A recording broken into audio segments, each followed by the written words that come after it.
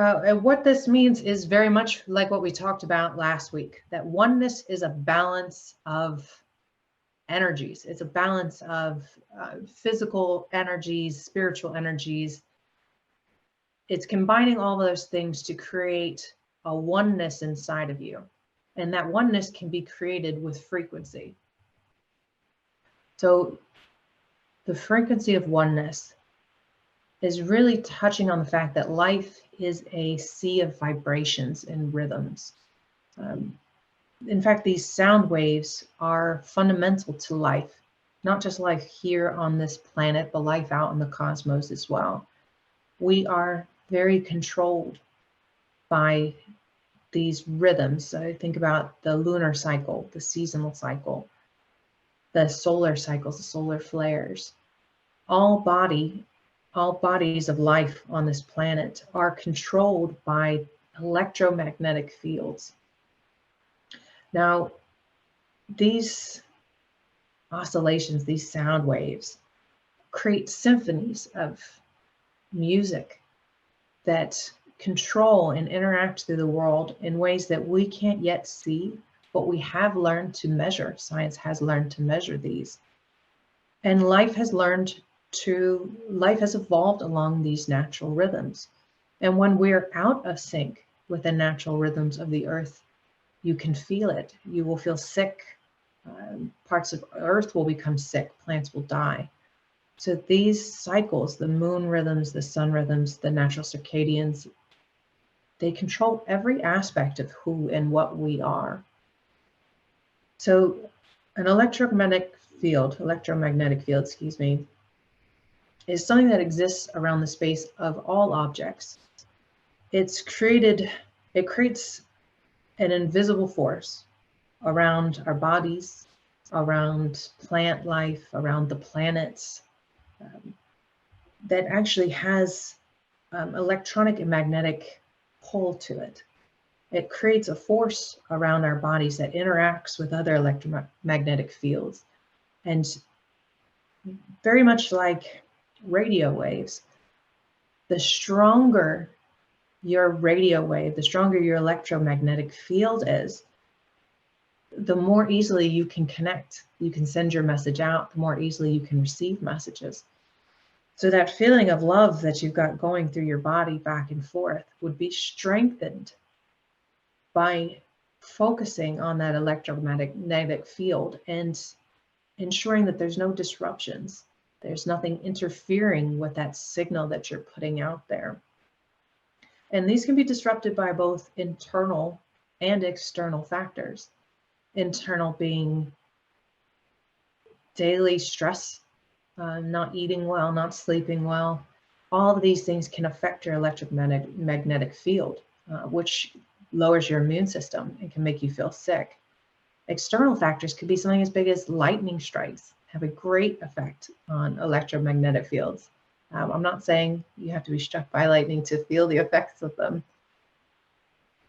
But other external factors, people cutting you off in traffic, anything that triggers that fight or flight mechanism that actually triggers an electric pulse through your body that puts you into this basic survival mode.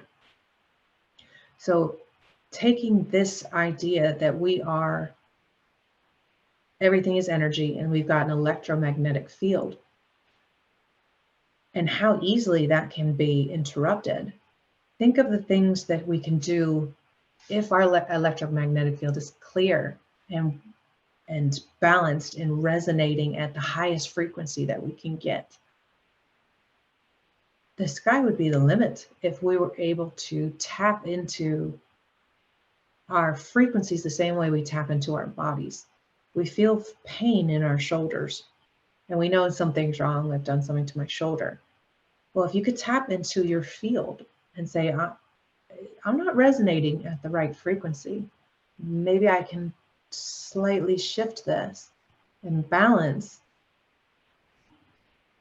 And now I'm able to heal that shoulder because I have triggered this resonance in my body. I've triggered the magnetic field to say, I need healing. and it moves the neurons and pathways of the blood pathways of the body to enact that healing. This is very much what Spirit has been telling me, that these frequencies, once you understand them, have the ability to heal.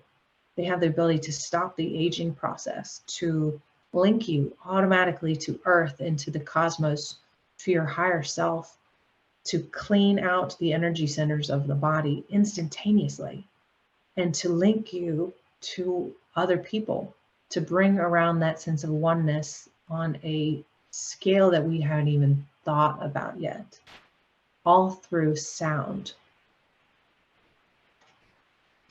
So the first thing I want to talk about is human frequency. So every atom has its own electromagnetic field, and the human body is absolutely no exceptions. The cells, the neurons in the body have their own electromagnetic fields. The biggest field being the heart. The heart chakra creates a field around the human body that's can be 4 to 5 feet wide. This is measurable by science, and creates this pattern of energy that you see on the left there. This here, what we call auras, is an electromagnetic field. Now this field, this aura, is what keeps our body alive. This electromagnetic activity is what signals the body to process information, to move, to heal, to sleep. I'm trying to think of a good analogy for it. If you think of like a snake, how it flicks its tongue out, and it's not actually touching anything, but this is how it senses, this is how it feels. It's getting pulses of information through the tongue. This is essentially the same thing that our field does. It's collecting information, and it's storing it away and sending it to the body in a way that the body can now react to it.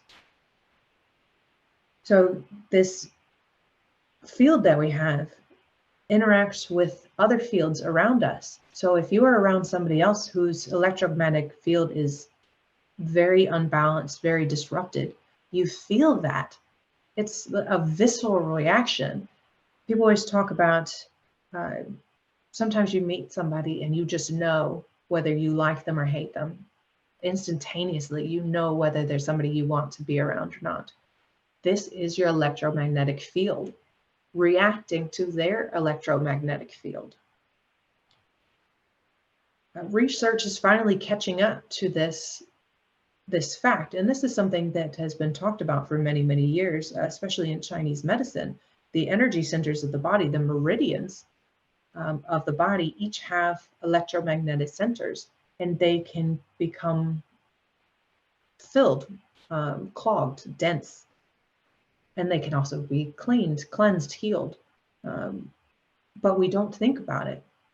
So if you think about your field being 4 to 5 feet if you're healthy, but if you're sick, if you're depleted, your energy field is coming so close that it's no longer able to get information out here. It's getting information right here. So naturally, your immune system is going to be lower. Your ability to combat other people's negative energy is going to be lowered. That electromagnetic field is your generator. It is your energy center.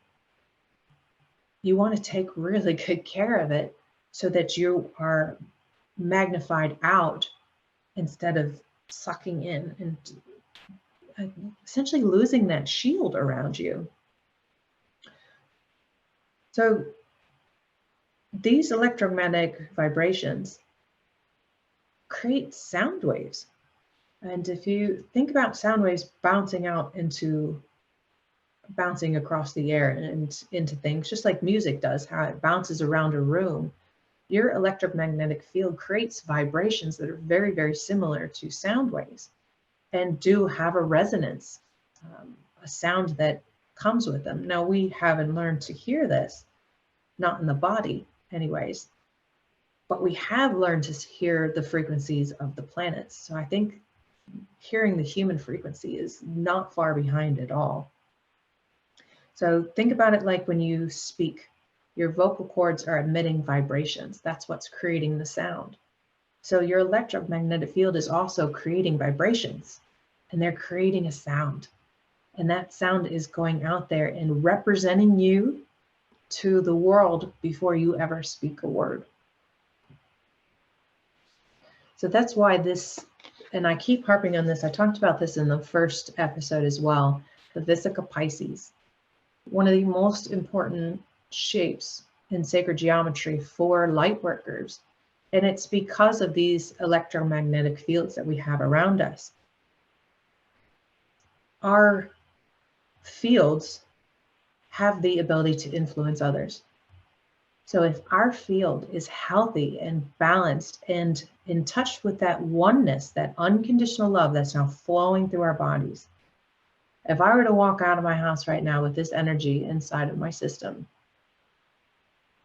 my energy field is going to be stronger and larger because I'm focusing on it. I've cleared it so that the person next to me, their energy field is going to be influenced by that. They're going to feel that love and that oneness, and they might have no idea why, but they're going to know that something's different. Their electromagnetic field will know that something's different and send messages to their body. Maybe messages that, hey, something's not right with our own field. Maybe we need to do something to grow and to clear. Or maybe it's mimics the energy field that it feels around you and creates and just starts resonating at a little higher frequency. This is the goal of light workers, to be that light. The essence of being a light worker is to bear light, to be a beacon of light in the darkness. Well, your electromagnetic field is what creates that light. So when you keep that field open and healthy, everything around you changes. And this is not just human life, this is animal life as well. You'll see animals are attracted to you more. Children who are incredibly connected to the cosmos just naturally will feel this resonance and be attracted to you and want to come to you and find out what it is about you that's different. So that's why the Vesica Pisces is so, so important.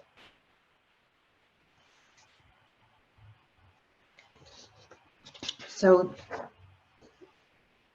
Earth's frequency, Earth's heartbeat is measured by something called the Schumann resonance. So the Schumann resonance is the global magnetic resonance. It measures the Earth's magnetic field. The waves that come off of the Earth are, when they're generated, we call this the Earth's heartbeat. And this pulse that it sends out creates sound waves that science has been able to measure. So I read this wonderful article on NASA's website, and they were listening to the electrons, the electron pulses off of the planet. And they said when the electrons moved against each other, they would create these whistling sounds. And I want to share with you this quote that I saw on their website, on NASA's website. It says, "Space is not empty, nor is it silent. While technically a vacuum, space nonetheless contains energetically charged particles governed by magnetic and electric fields, and it behaves unlike anything we've experienced on Earth.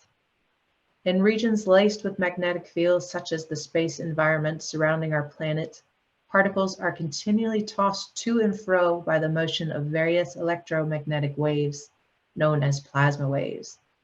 And these plasma waves, like the roaring ocean surf, create a rhythmic cacophony that with the right tools, we can hear across space." So he says a couple things there that are really important. One, the reason that they're able to measure the sound that comes from the electromagnetic field of the planet versus the electromagnetic field of our bodies is because it's in space. It's in a vacuum versus the dense creation of Earth, which likely interferes with our ability to hear those sounds. However, the electromagnetic field around Earth is not different from the electromagnetic field around us, not in its essence. So the sounds that you hear in outer space are likely the same types of sounds that you would hear from our bodies once we learn how to measure that.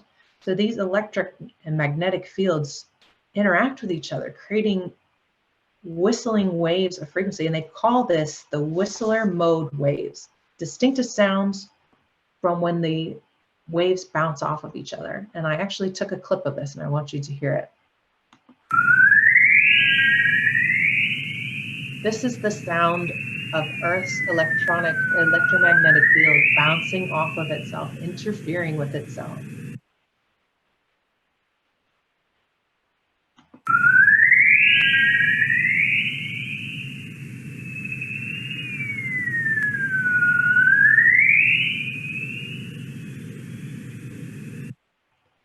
So that's one type of wave that we have. And this wave is actually, they say it's fundamental to shaping Earth's atmosphere and environment. These waves create the environments and the weather patterns and everything else that we're used to that keeps life on this planet moving. So these waves are out in the sphere, but there's other waves on the planet that actually bounce out from our the inside of the atmosphere and bounce out like bumper cars just bumping around before they escape into the ionosphere.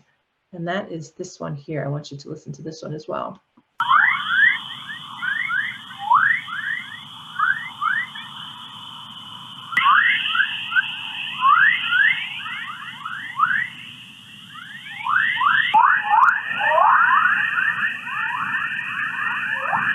So they call this the particle symphony surrounding the planet. It's like those crazy white noise machines. And apparently the whistle one was looping. But it's like those crazy white noise machines that you listen to when you sleep. Waves of sound are interacting and creating music outside of our planet, inside of the planet's atmosphere as it bounces around. And we have come up with devices to hear these sounds and to measure them and to record them. That is just amazing to me. And you know what else it reminds me of now that I played it again, was the sound that whales make when they're talking to each other. And one, this is a total tangent, but the ancient ancestors and many spiritual groups today talk about whales and dolphins being ascended beings, being beings of a much higher evolution. And it's funny that that sound that the planet creates in its natural wave cycle is very similar to the whistles and echo sounds that the whales make when they communicate with each other. I'll have to research that one.